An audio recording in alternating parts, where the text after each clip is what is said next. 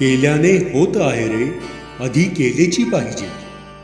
या उक्तीनुसार ज्यांनी आपले अखंड आयुष्य व्यतीत केले आणि तुकोबांच्या जे का रंजले गांजले त्यासी म्हणे जो आपुले, तोची साधू ओळखावा, देव तेथेची जाणारा, या ओळींनुसार ज्यांनी आयुष्यभर आपला देह दीनदुबळे, दलित, मागासवर्गीय या लोकांसाठी, त्यांच्या मुलांच्या उद्धारासाठी झिजवला आणि आजवर तटस्थ संन्यस्त राहून कसल्याच अपेक्षेविना समाज कल्याणाचा यज्ञ सुरू ठेवला आहे, ते दलित मित्र साथी व्यंकप्पा भोसले हे आज अनेकांसाठी दीपस्तंभ बनले आहेत. समाजवादी विचारांचे नेते डॉक्टर राम मनोहर लोहिया यांच्या विचारांनी प्रेरित झालेल्या दादांनी आपले सबंध आयुष्य लोकहितासाठी वेचत असताना एक गोष्ट त्यांच्या ध्यानात आली, ती म्हणजे शिक्षणाशिवाय क्रांती होऊ शकत नाही.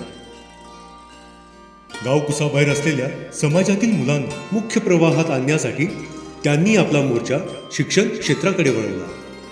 दादांनी आपल्या भटका विमुक्त समाज विकास मंडळ या संस्थेअंतर्गत राजर्षी शाहू महाराजांच्या पदस्पर्शाने पावन झालेल्या त्यांच्या कर्मभूमीत अर्थात सोनतळीजवळील रजपूतवाडी येथे शाळा उभी करण्याचे ठरविले आणि महत् प्रयत्नातून सन 1994 साली प्राथमिक आश्रमशाळेची सुरुवात केली.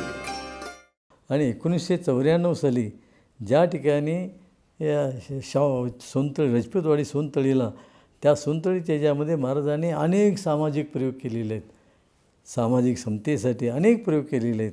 त्या प्रयोगामध्ये मी असा निर्णय घेतला की असे जे प्रयोग केलेली जागा जे सोनतळ प्रयोगशाळा आहे, सामाजिक समतेची प्रयोगशाळा आहे, त्या ठिकाणीच आपण आश्रमशाळा चालू करावी आणि यासाठी की मी ती आश्रमशाळा चालू केली. केवळ 20 विद्यार्थ्यांना घेऊन सुरू झालेल्या या प्रवासात आज 1ली ते 12वी पर्यंत 450 मुले मुली शिक्षण घेत आहेत. अत्यंत खडतर आणि बिकट परिस्थितीवर मात करत प्रसंगी पोटाला चिमटा लावून दलित मित्र व्यंकप्पा भोसले यांनी आपला प्रवास सुरूच ठेवला आहे. दादांनी प्राथमिक आश्रमशाळेची सुरुवात केल्याच्या अवघ्या 10 वर्षातच म्हणजे सन 2004 रोजी माध्यमिक शाळेची सुरुवात केली आणि याला भटका विमुक्त समाज विकास मंडळ संचलित प्राथमिक माध्यमिक आश्रमशाळा आणि 2009 साली सुरू झालेल्या कनिष्ठ महाविद्यालयाचे महात्मा ज्योतिराव फुले कनिष्ठ महाविद्यालय असे नामकरण करून सुरुवात करण्यात आली. इथे शिक्षण घेणारी सर्व मुले ही भटक्या विमुक्त अनुसूचित जाती जमाती आणि बहुजन समाजातील आहेत.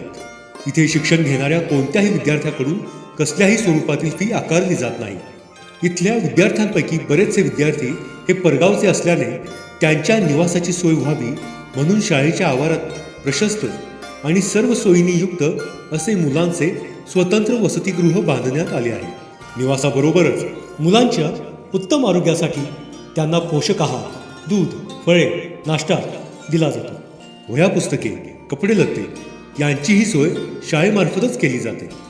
अनेक सेवाभावी संस्था, दानशूर व्यक्ती यांच्या देणगीतून हा सारा पसारा सावरण्याचं काम संस्थेमार्फत केलं जातं आणि इथे काम करणारा प्रत्येक व्यक्ती, शिक्षक, कर्मचारी, कार्यकर्ते यांच्या तळमळीच्या जोरावरच संस्था आज आकाशाला गवसणी घालू पाहत आहे.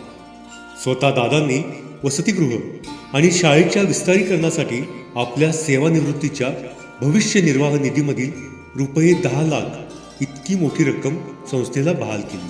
आज शाळेमध्ये सुसज्ज प्रयोगशाळा, स्मार्ट टीव्हीची सोय, हवेशीर खोल्या, आपुलकीने शिकविणारे उच्च शिक्षित शिक्षक, प्रशस्त पटांगण, विविध प्रकारच्या स्पर्धा जशा की रांगोळी, वक्तृत्व, चित्रकला, क्रीडा स्पर्धा, स्नेहसंमेलन, विविध वक्त्यांची भाषणे, शिष्यवृत्ती परीक्षा, NMS परीक्षा, राष्ट्रीय संत जयंत्यांच्या निमित्ताने विविध गुणदर्शन कार्यक्रम, फूड फेस्टिवल, वार्षिक क्रीडा महोत्सव, विद्यार्थी कर्मचारी गुणगौरव समारंभ, शालेय मंत्रिमंडळ असे अनेक विविध उपक्रम आयोजित केले जातात. या निमित्ताने मुलांच्या सर्वांगीण विकासावर कटाक्षाने भर दिला जातो. वसतिगृहांमधूनही सर्व प्रकारच्या सोयी देण्यावर भर दिला जातो.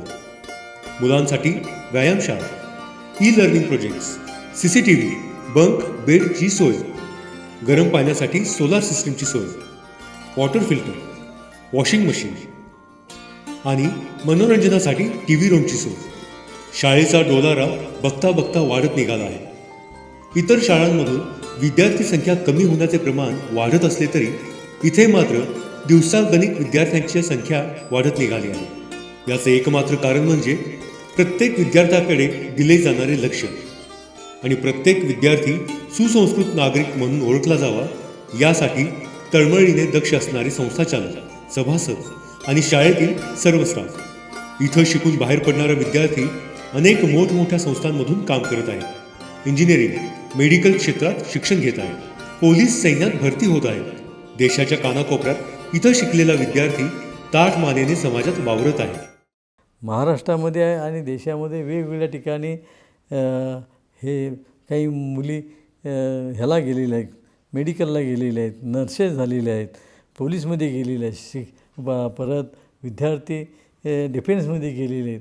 यामुळं आता मुलांच्याकडनं सुद्धा त्या आश्रमशाळेला जे रोपटं लावलं त्या रोपट्याला आता चांगले फळं लागू लागलेले आहेत. भविष्यात अनेक चांगले उपक्रम राबविण्याचा संस्थेचा मानस आहे. शिवाय विद्यार्थिनींसाठी सध्या असलेल्या वसतिगृहाच्या ठिकाणी सर्व सोयींनी युक्त मुलींचे प्रशस्त वसतिगृह बांधण्याचा उपक्रम संस्था हाती घेत आहे.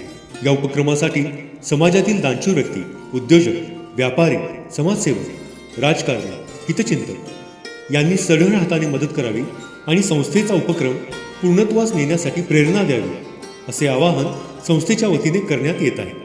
शिवाय संस्थेला देण्यात येणारी देणगी ही आयकरमुक्त असणार आहे.